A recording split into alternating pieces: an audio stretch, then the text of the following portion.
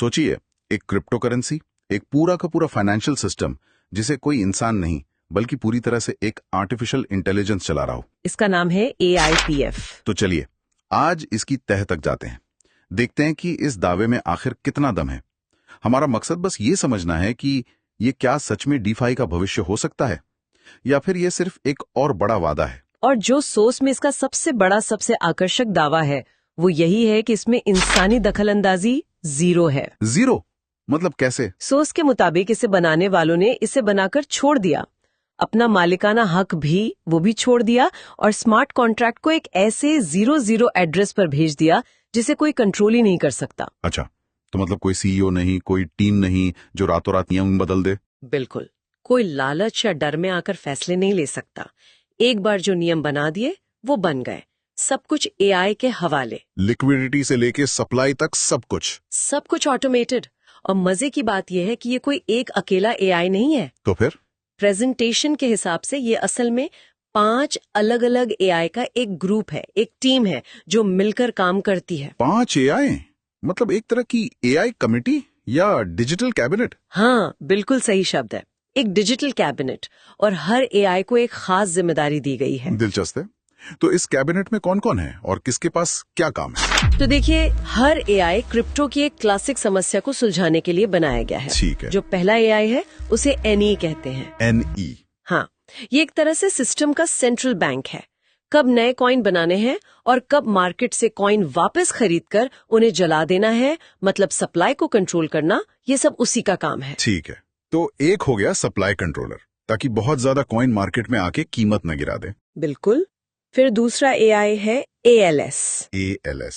ये एक 24/7 काम करने वाला ट्रेडर है। इसका एक ही काम है, बाजार में पैनिक को रोकना। पैनिक को रोकना? वो कैसे?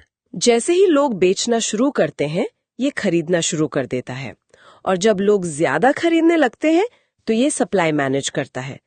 सोर्स का दावा है कि इसकी वजह से कीमत में अचानक बड़े उतार चढ़ाव नहीं आते। एक मिनट, अगर AI बाजार को इतना संतुलित कर रहा है तो क्या इसका ये मतलब नहीं कि वो बहुत ज्यादा मुनाफा कमाने से भी रोकेगा? क्या ये स्थिरता के लिए हाई रिटर्न की संभावना को खत्म कर देता है? ये बहुत अच्छा सवाल है और थ्योरी के हिसाब से हाँ, ये बेतहाशा उछाल को भी रोकेगा और भारी गिरावट को भी। इसका लक्ष्य है एक स्थिर विकास, रातों रात 100 गुना वाला रिटर्न नहीं। ठीक है, तो 2 AI हो गए, आगे? तीसरा है ARIP, जो एक तरह का रोबो इन्वेस्टर है। जो लोग पैसा लगाते हैं उनके रिवॉर्ड्स को ये अपने आप री इन्वेस्ट करता रहता है, ताकि कंपाउंडिंग का फायदा मिले। जी हाँ। चौथा है SIG, यानी सिस्टम का खजांची। ये प्रोजेक्ट की ट्रेजरी को मैनेज करता है।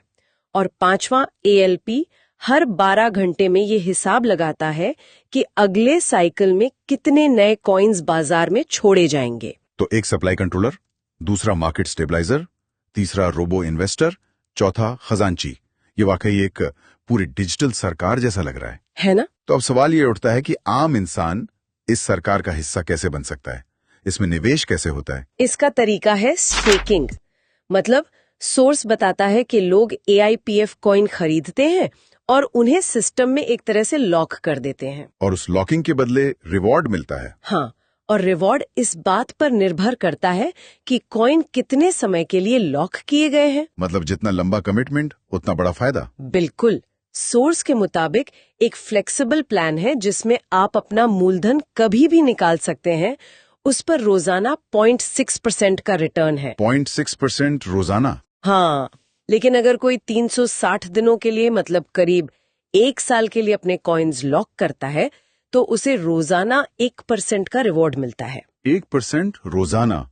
और वो भी कंपाउंड होता होगा? हाँ, हर 12 घंटे में ऑटोमेटिकली कंपाउंड होता है। ये आंकड़े सुनने में बहुत बड़े लगते हैं। प्रेजेंटेशन में इसका कोई उदाहरण दिया है क्या? दिया है, और वो उदाहरण बहुत प्रभावशाली है। सोर्स कहता है कि अगर कोई 100 कॉइन 1 साल के लिए 1% रोजाना पर स्टेक करता है तो कंपाउंडिंग की वजह से साल के अंत में उसके पास 100 कॉइन नहीं, कितने? 3627 कॉइन होंगे। क्या बात है! मतलब सिर्फ कॉइन्स की संख्या में 36 गुना की बढ़ोतरी। इसमें कॉइन की कीमत में होने वाली बढ़ोतरी तो शामिल ही नहीं है। बिल्कुल। 36 गुना? यहाँ एक नेटवर्किंग पहलू है। मुझे लगता है हमें इस पूरे सिस्टम के डिजाइन को एकदम शुरू से समझना होगा। बिल्कुल। और इन चार्ट्स में कुछ और भी दिलचस्प चीजें हैं, जैसे ये रैंक के नाम है, नोवा, वाइब, क्वांटम। हाँ। फिर हर रैंक के लिए कुछ शर्तें हैं, आपकी अपनी होल्डिंग्स जो यूएसडीटी में है, मतलब एक तरह की डिजिटल करेंसी। ठीक है। फिर है टीम टर्नओवर, वैलिड रेफरल्स, और एक बहुत ही अनोखा शब्द आरओआई ऑन आरओआई। हाँ, इसी पर मैं आने वाली थी। आरओआई ऑन आरओआई, मतलब मैंने रिटर्न ऑन इन्वेस्टमेंट तो सुना है, पर ये रिटर्न ऑन इन्वेस्टमेंट पर रिटर्न, ये क्या चीज है? मतलब लगभग 8-9 हजार रुपए लगाने होंगे। ओके। आपकी टीम का टर्नओवर 5,000 यूएसडीटी का होना चाहिए, और आपको कम से कम 2 लोगों को सिस्टम में लाना होगा जिन्हें ये वैलिड रेफरल्स कह रहे हैं। ठीक है, ये तो किसी भी सेल्स या एफिलिएट प्रोग्राम जैसा लग रहा है। आपने कुछ पैसे लगाए, 2 लोगों को जोड़ा और एक छोटा सा टारगेट पूरा किया। लेकिन इसके बदले में जो 10% आरओआई ऑन आरओआई मिल रहा है, उसका मतलब क्या है? क्या ये मेरे $100 पर 10% है? नहीं, यहीं पर सारा खेल है। अगर ये सिर्फ आरओआई होता तो इसका मतलब आपके 100 यूएसडीटी पर रिटर्न होता। अच्छा। लेकिन आरओआई ऑन आरओआई का मतलब है कि आपकी टीम जो रिटर्न कमा रही है उस पर आपको रिटर्न मिल रहा है। ओह। इसे ऐसे समझिए कि आप एक टीम की मैनेजर हैं, आपको अपनी सैलरी तो मिलती ही है, पर आपके खिलाड़ी जब मैच जीतकर बोनस कमाते हैं तो उस बोनस का एक हिस्सा आपको भी मिलता है। क्योंकि मैंने उन्हें ट्रेन किया है। बिल्कुल, क्योंकि आपने उन्हें ट्रेन किया है। अच्छा, तो मतलब मेरी कमाई सिर्फ मेरे पैसों पर नहीं बल्कि मेरी टीम की कमाई पर भी निर्भर करती है। ये तो शुरू से ही आपको एक रिक्रूटर या मैनेजर की भूमिका में डाल देता है। एग्जैक्टली। और ये तो बस शुरुआत है। अगली ही रैंक वाइब पर छलांग देखिए। होल्डिंग सीधी 5 गुना बढ़कर 500 यूएसडीटी, टीम टर्नओवर 4 गुना बढ़कर 20,000, और आरओआई ऑन आरओआई सीधा 2 गुना होकर 20% हो जाता है। और ये सिलसिला रुकता नहीं है। कोर, फ्लक्स, पल्स, सिंक से होते हुए जब हम इस पहले चार्ट के आखिरी रैंक न्यूरा तक पहुंचते हैं तो आंकड़े देख के होश उड़ जाते हैं। न्यूरा के लिए 10,000 यूएसडीटी की होल्डिंग्स चाहिए, मतलब शुरुआती नोवा से 100 गुना ज्यादा। 100 गुना। और टीम टर्नओवर देखिए, 25 लाख यूएसडीटी का। 25 लाख? और आरओआई ऑन आरओआई भी 70% तक पहुंच जाता है। ये तो एक छोटी मोटी कंपनी चलाने जैसा हो गया। बिल्कुल। यहाँ तक पहुँचते पहुँचते आप एक निवेशक या छोटे मोटे रिक्रूटर नहीं रह जाते, आप एक पूरा सेल्स नेटवर्क चला रहे हैं। हाँ। और ये जो रफ्तार है बढ़ने की, ये अचानक रॉकेट की तरह तेज हो जाती है। लगता है ये जानबूझकर किया गया है। मतलब शुरुआती लेवल्स पर पहुंचना शायद उतना मुश्किल ना हो, लेकिन जैसे जैसे कोई ऊपर बढ़ता है, जरूरी संसाधन और टीम का साइज वो बहुत तेजी से बढ़ने लगता है। एक तरह का फिल्टरिंग मैकेनिज्म है ये। हाँ, बिल्कुल। जो सिर्फ सबसे ज्यादा समर्पित और प्रभावशाली लोगों को ही आगे बढ़ने देता है। ठीक है, तो न्यूरा तक पहुंचने के लिए 25 लाख का टर्नओवर चाहिए। ये अपने आप में एक बहुत बड़ा आंकड़ा है। लेकिन कहानी यही खत्म नहीं होती है ना, बल्कि यहाँ से तो असली खेल शुरू होता है और चीजें बहुत अजीब हो जाती हैं। हाँ, यहीं से सिस्टम अपना असली रंग दिखाता है। न्यूरा के बाद अगला रैंक है क्वांटम। यहाँ होल्डिंग्स 12,000 यूएसडीटी हैं और टीम टर्नओवर सीधा 60 लाख पहुंच जाता है। मतलब न्यूरा की टर्नओवर से 2 गुने से भी ज्यादा। इसे एक वीडियो गेम की तरह सोच सकते हैं क्या? कैसे? जैसे शुरू के लेवल्स में आपको ज्यादा से ज्यादा सिक्के, मतलब टर्नओवर, इकट्ठे करने होते हैं, लेकिन आखिरी लेवल्स जीतने के लिए आपको अपनी टीम के 2 और खिलाड़ियों को भी प्रो लेवल पर पहुंचाना होता है। आप अकेले नहीं जीत सकते। बहुत बढ़िया एनालॉजी है, बिल्कुल यही हो रहा है। सिस्टम आपको एक अकेले खिलाड़ी से एक टीम कैप्टन और फिर एक कोच बनने पर मजबूर कर रहा है। और इनाम भी उसी हिसाब से बढ़ता होगा। बिल्कुल। क्वांटम पर जहां आरओआई ऑन आरओआई 80% है, वहीं एपेक्स पर ये 150% तक पहुंच जाता है। 150%? हाँ, हर लीडरशिप लेवल पर 10% की सीधी बढ़ोतरी। ये एक बहुत बड़ा प्रोत्साहन है अपनी टीम को आगे बढ़ाने के लिए। ठीक है, तो चलिए अब इन सब टुकड़ों को एक साथ जोड़कर देखते हैं। जब हम इन दोनों चार्ट्स को साथ में देखते हैं तो इस एआईपीएफ सिस्टम की पूरी तस्वीर क्या बनती है? ये असल में है क्या? अगर हम इसे पूरी तरह से डीकंस्ट्रक्ट करें तो ये एआईपीएफ सिस्टम 3 मुख्य स्तंभों पर खड़ा है। 3 स्तंभ। पहला, व्यक्तिगत निवेश, मतलब पर्सनल स्टेक। आपकी यूएसडीटी होल्डिंग्स। आपको खुद भी सिस्टम में पैसा लगाकर रखना होगा। ठीक है। आप सिर्फ दूसरों के भरोसे नहीं बैठ सकते। सही। दूसरा, टीम का प्रदर्शन, जिसे हम सेल्स इंजन कह सकते हैं। टीम टर्नओवर और रेफरल से मापा जाता है। ये शुरुआती और मिड लेवल की ग्रोथ का इंजन है। आपको एक सक्रिय और बढ़ती हुई टीम बनानी ही होगी। बिल्कुल।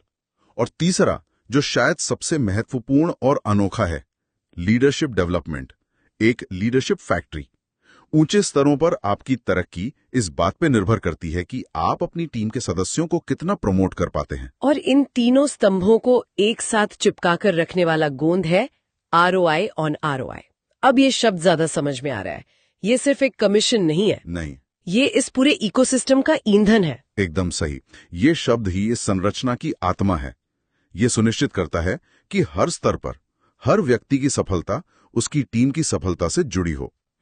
आपकी कमाई सिर्फ आपकी नहीं है, ये आपकी पूरी टीम के प्रदर्शन का नतीजा है।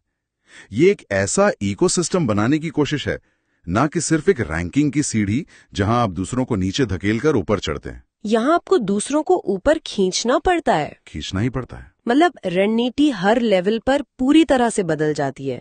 अब मैं अपनी कमाई निकालना चाहता हूँ, क्या होता है? हाँ, तो जैसे ही आप विड्रॉ बटन दबाते हैं, खेल शुरू होता है। सिस्टम आपसे पूछता है कि आप कितनी जल्दी पैसा चाहते हैं। मतलब? अगर आपको तुरंत निकासी चाहिए तो आपको 20% की भारी भरकम फीस देनी होगी। 20%? जी हाँ, लेकिन अगर आप 60 दिन इंतजार करने के लिए तैयार हैं तो ये फीस 0 हो जाती है और बीच में अलग अलग दिनों के लिए अलग अलग फीस है। तो धीरे धीरे पैसे रिलीज करने का लॉजिक तो समझ आता है, ताकि मार्केट में अचानक सप्लाई ना बढ़े। लेकिन 60 दिन तक इंतजार कौन करेगा? ये एक तरह से सिस्टम को स्थिर रखने का तरीका है। लेकिन सबसे जरूरी बात ये है कि आप कोई भी विकल्प चुने, पैसा आपको एक साथ कभी नहीं मिलता। अच्छा। वो रोजाना छोटी छोटी किश्तों में रिलीज होता है। अगर आपने 10 दिन का विकल्प चुना तो आपकी कुल रकम 10 दिनों में बराबर हिस्सों में आपके वॉलेट में आएगी, ताकि बाजार में कभी भी एक साथ बड़ी बिकवाली का दबाव न बने। बिल्कुल ठीक है, यहाँ तक तो सब ठीक था, लेकिन अब वो हिस्सा आता है, ये टर्बो स्वैप। हाँ, तो चलिए देखते हैं हम इसे कुछ मिनटों में समझ पाते हैं या नहीं। कोशिश करते हैं। ये वाकई थोड़ा घुमावदार है। तो मान लीजिए आपकी निकाली हुई राशि किश्तों में आपकी एक खास टर्बो वॉलेट में आ गई है। ठीक है। अब आप उसे असल में बेचना चाहते हैं, मतलब AIPF को USDT जैसे स्टेबल कॉइन में बदलना चाहते हैं। ठीक है। यहीं पर टर्बो स्वैप काम आता है। बेचने की प्रक्रिया शुरू करने के लिए सिस्टम एक शर्त रखता है। क्या शर्त? शर्त ये है कि जितने डॉलर के AIPF कॉइन आप बेचना चाहते हैं, उतने ही डॉलर के USDT आपके बाहरी वॉलेट जैसे ट्रस्ट वॉलेट या मेटामास्क में पहले से होने चाहिए। एक मिनट, क्या अगर मुझे $100 के AIPF बेचने हैं तो मेरे वॉलेट में पहले से 100 USDT होने चाहिए? ये तो बड़ा अजीब है। मैं तो USDT पाना चाहता हूँ, देना क्यों पड़ेगा? यही तो सारा खेल है। इसे ऐसे समझिए जैसे ये एक खरीदो एक बेचो का नियम है। एक खरीदो एक बेचो? हाँ, जैसे ही आप $100 के AIPF बेचने की प्रक्रिया शुरू करते हैं, सिस्टम आपके बाहरी वॉलेट से वो 100 USDT लेता है और तुरंत खुले बाजार से $100 के AIPF कॉइन खरीद लेता है। ठीक है। और इन खरीदे हुए कॉइन्स को 12 घंटे के लिए लॉक कर दिया जाता है। हाँ। और सिर्फ इस खरीद के पूरे होने के बाद ही आपके वो मूल $100 के AIPF, जिन्हें आप शुरू से बेचना चाहते थे, अब बिकने के लिए रिलीज होते हैं। अरे बाप रे। सोर्स ने डेक्स स्कैनर और डेक्स टूल्स जैसे प्लेटफॉर्म्स का हवाला दिया है। दावे के मुताबिक 100% लिक्विडिटी लॉक्ड है, जिसका मतलब है कि डेवलपर्स पैसा लेके भाग नहीं सकते। ये तो अच्छी बात है। और कॉन्ट्रैक्ट मिंटेबल नहीं है, यानी कोई अपनी मर्जी से नए कॉइन बनाकर सिस्टम में नहीं डाल सकता और कोई छिपा हुआ मालिक भी नहीं है। तो इस पूरी चर्चा को अगर हम समेटें, हमने AIPF नाम के एक प्रोजेक्ट की गहराई से पड़ताल की, जो पूरी तरह से AI द्वारा चलाए जाने वाले एक DeFi इकोसिस्टम का वादा करता है। और इसमें स्थिरता और विकास के लिए बहुत जटिल और अनोखे तंत्र बनाए गए हैं।